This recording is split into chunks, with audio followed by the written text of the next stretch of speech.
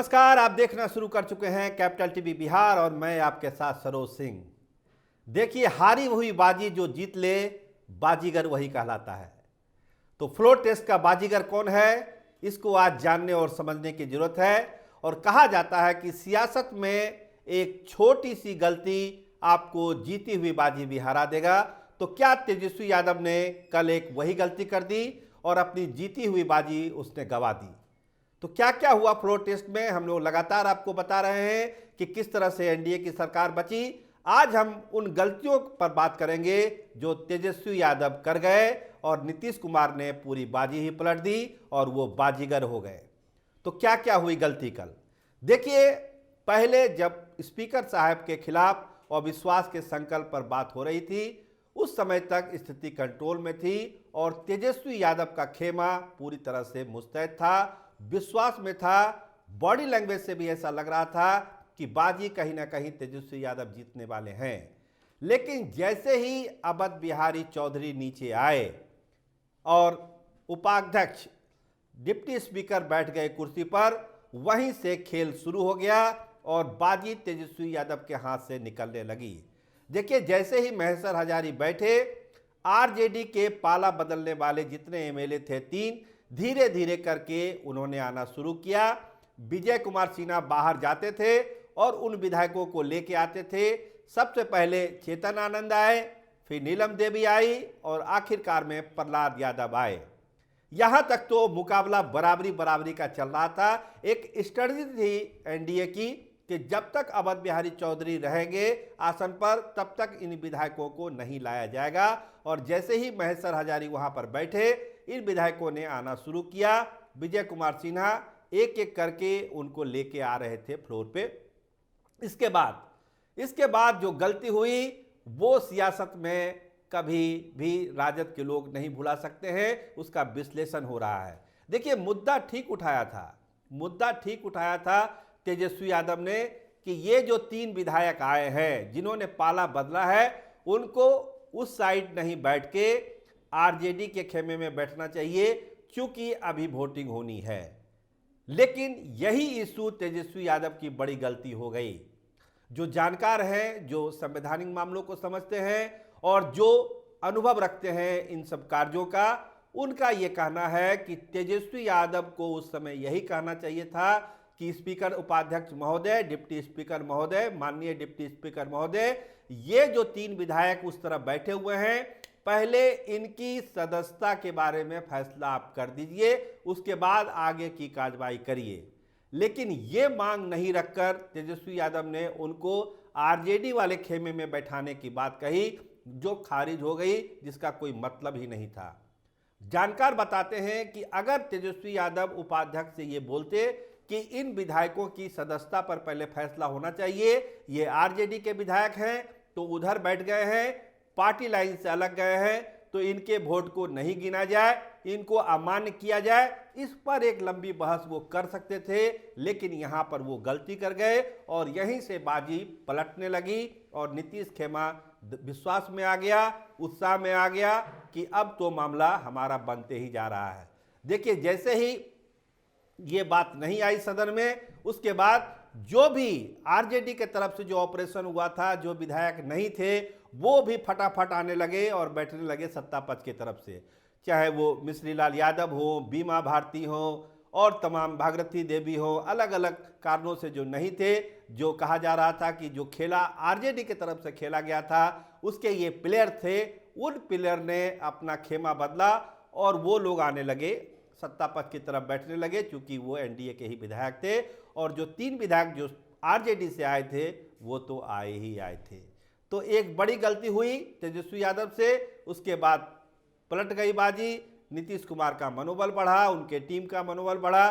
फिर आप जो नतीजा आया सबके सामने है कि स्पीकर को भी हटना पड़ा और जो विश्वास मत है वो भी 129 की वोटिंग से सरकार ने जीत लिया, नीतीश सरकार ने जीत लिया। तो बाजी उनके तरफ से चली गई और बाजीगर बन गए नीतीश कुमार। कल से ही चर्चा है कि अमित शाह का रोल इसमें बड़ा अहम रहा। सही मायनों में अमित शाह का रोल इसमें बहुत अहम रहा। रात 3 बजे तक अगर कोई ऑपरेशन हुआ है तो अमित शाह ने इसमें बहुत ही महत्वपूर्ण भूमिका निभाई।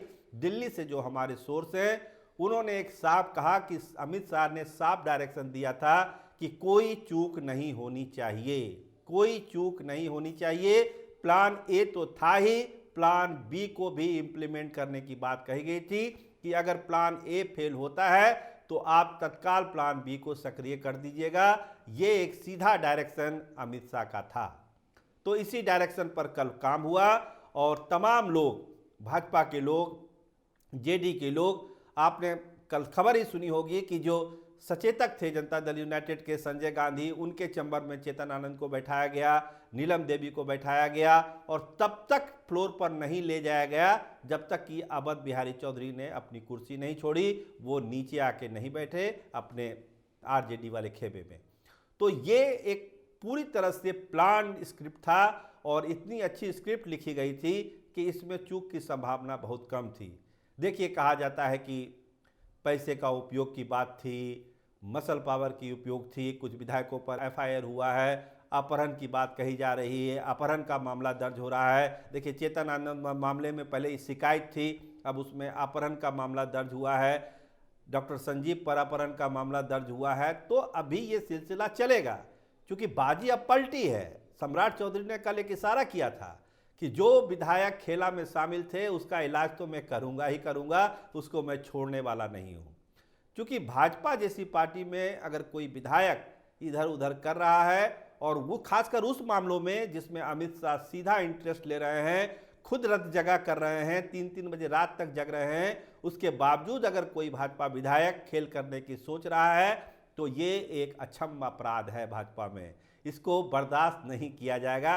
देखिए, अभी कोई कार्रवाई नहीं होगी, अभी राज्यसभा का भी चुनाव है, विधान परिषद का भी चुनाव है, अभी मामले को ठंडे बस्ते में रखा जाएगा। कार्रवाई तो तय है, कार्रवाई होनी है, इसको कोई नहीं काट सकता है, कार्रवाई होगी क्योंकि जो अपराध है वो क्षमा योग्य नहीं है। लेकिन फिलहाल इसको ठंडे बस्ते में रखा जाएगा। जैसे ही राज्यसभा का चुनाव निपटेगा, परिषद का चुनाव निपटेगा, इसके बाद आप देखिएगा कि ताबड़तोड़ कार्रवाई शुरू हो गई है, किसी को छोड़ा नहीं जाएगा। इसके अलावा जो लोग आए हैं एनडीए के खेमे में आरजेडी से, उनके मान सम्मान का भी पूरा ख्याल रखने की बात कही जा रही है कि उनको पूरा मान सम्मान देना है।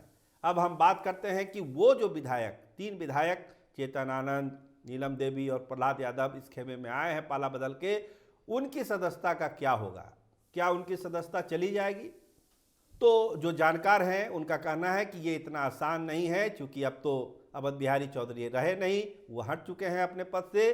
तो इसमें जो प्रक्रिया है, एक व्हिप जारी है, व्हिप पर डाल के ये कहा जाएगा कि इन 3 लोगों ने पार्टी विरोधी काम किया है, इसकी सदस्यता को खत्म किया जाए। इससे पहले जो है इनको कारण बताओ नोटिस भी तीनों विधायकों को दिया जाएगा पार्टी की तरफ से कि आपने पार्टी लाइन से अलग हटकर काम क्यों किया, उसका जवाब ये लोग अपना देंगे। व्हिप वाला मामला है, मामला अभी तो डिप्टी स्पीकर के पास जाएगा अगर इन्होंने दिया, नहीं तो फिर जो स्पीकर, अब नंद किशोर यादव स्पीकर हो रहे हैं बिहार विधानसभा के, उनके पास मामला जाएगा। फिर वो देखा जाएगा, एक लंबी प्रक्रिया है, हो सकता है मामला फिर कोर्ट में चला जाए। तो ये एक लंबी प्रक्रिया चलेगी, इतना आसान नहीं है योग्यता देना, जबकि वैसी परिस्थिति में स्पीकर जब सत्ताधारी दल का हो। तो ये कहानी है कि एक गलती तेजस्वी यादव की बहुत बड़ी कीमत उनको चुकानी पड़ी और बिहार की सत्ता से वो जो चाहते थे कि वो बेदखल हो, खुद आए, वो काम हो नहीं सका। क्योंकि तैयारी इधर थी कि अगर उधर सरकार जीतती है तो तुरंत महागठबंधन फिर सरकार बनाने का दावा करता। ये पूरी तैयारी महागठबंधन की तरफ से थी, क्योंकि प्लानिंग अच्छी थी, लेकिन एक गलती, छोटी सी गलती, बड़ी गलती भी नहीं, एक छोटी सी गलती ने पूरी बाजी को पलट के रख दिया और तेजस्वी यादव देखते रह गए और हारी हुई बाजी नीतीश कुमार, भाजपा और एनडीए जीत गई। आप देखते रहिए कैपिटल टीवी बिहार। आपका बहुत बहुत धन्यवाद, आपका बहुत बहुत शुक्रिया।